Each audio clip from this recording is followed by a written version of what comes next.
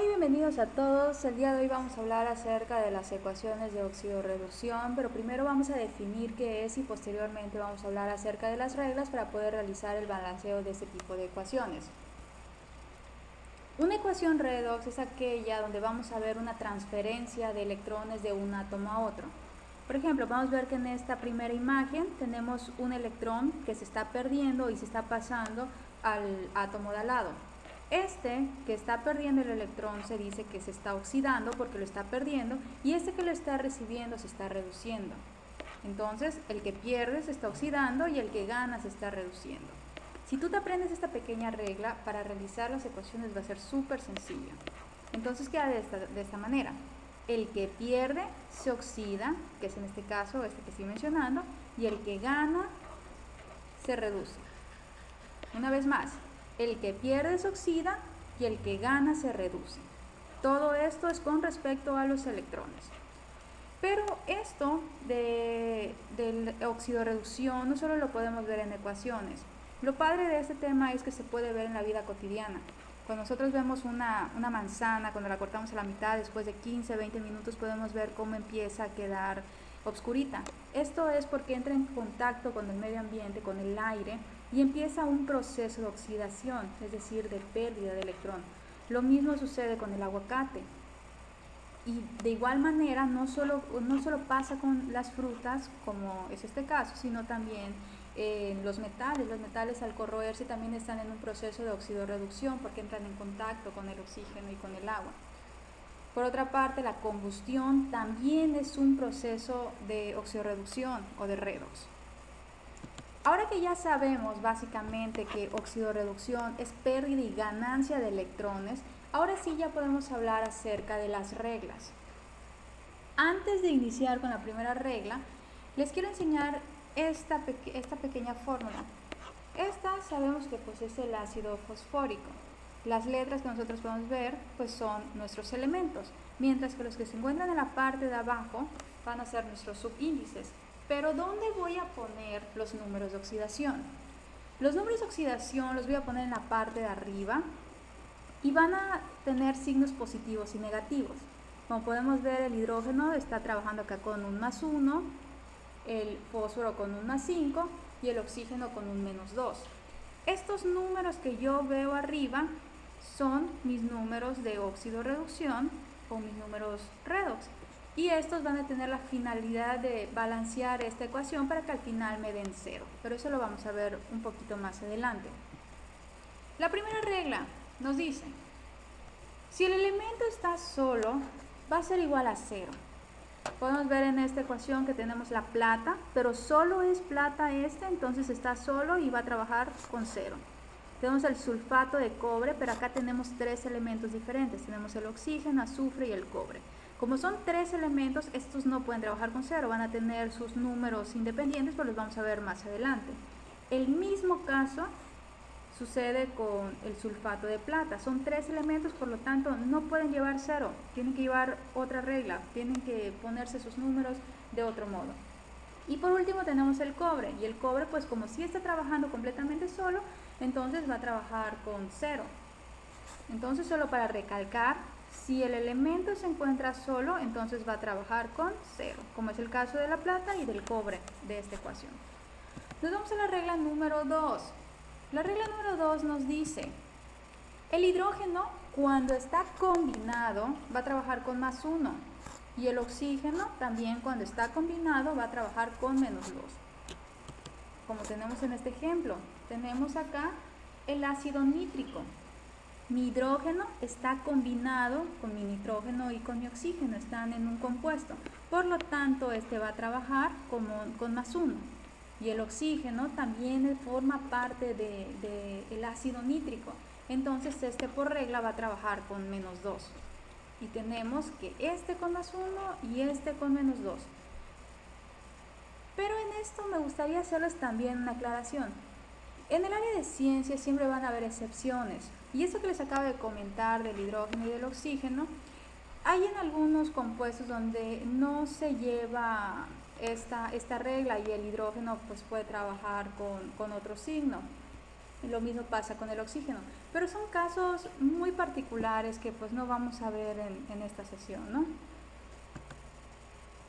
La tercera regla nos dice, si el enlace es iónico, el metal va a ser positivo. Recuerda que ya habíamos comentado en sesiones anteriores que hay dos tipos de enlace. Una era el enlace iónico y el otro el enlace covalente. El iónico se caracterizaba por ser un compuesto o la unión de un metal más un no metal, mientras que el enlace covalente eran dos no metales. En la parte de redox, cuando yo tenga mi enlace iónico, es decir, un metal más un no metal, aquel que es el metal de parte de mi compuesto es el que va a ser el positivo. Como podemos ver aquí en esta ecuación, tenemos el cloruro de sodio. El sodio es un metal, recuerda que está en la familia número 1, y el cloro es un no metal, es un gas. Por ende, el metal que es el sodio va a ser el positivo, mientras que el cloro, por descarte, va a ser mi negativo. Pero esta regla solo me dice cuál va a ser el positivo y cuál va a ser el negativo, no me da los números de oxidación. Pero esto no te preocupes, lo vamos a ver igual en otro apartado. La siguiente regla nos dice, la familia 1 va a tener el número de oxidación más 1, mientras que la familia 2 va a tener un más 2.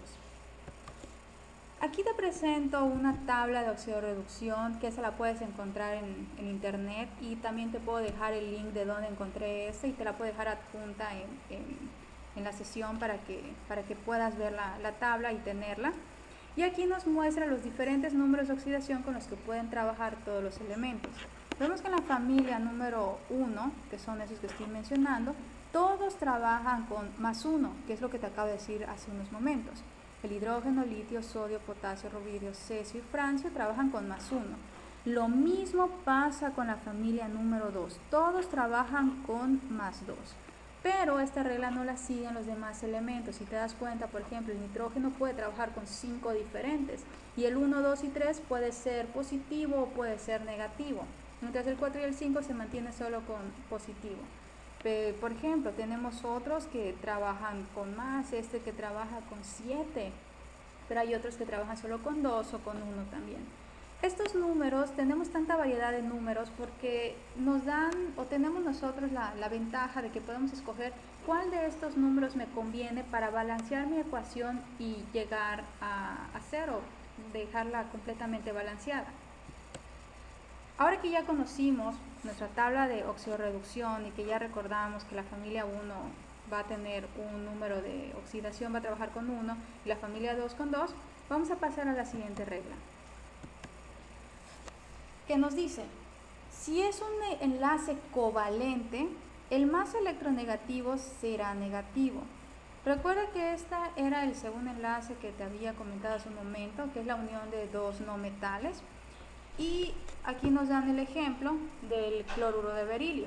El cloruro de berilio, como ya te había comentado, es un enlace covalente, pero pues vamos a comprobarlo para recordar cómo sacábamos si era un enlace covalente o un enlace iónico. Recuerda que teníamos esta tabla, que es la tabla de electronegatividad creada por Linus Carl Pauling, y nos ayudaba a checar cuáles son los números de electronegatividad de los elementos. Después que ya los teníamos, al más grande le restábamos el más pequeño y con esa diferencia podíamos definir si era un covalente o un enlace iónico. Vamos a hacerlo. El berilio, que es el primer elemento, tenemos que trabajar con 1.6 y el cloro trabaja con 3.2.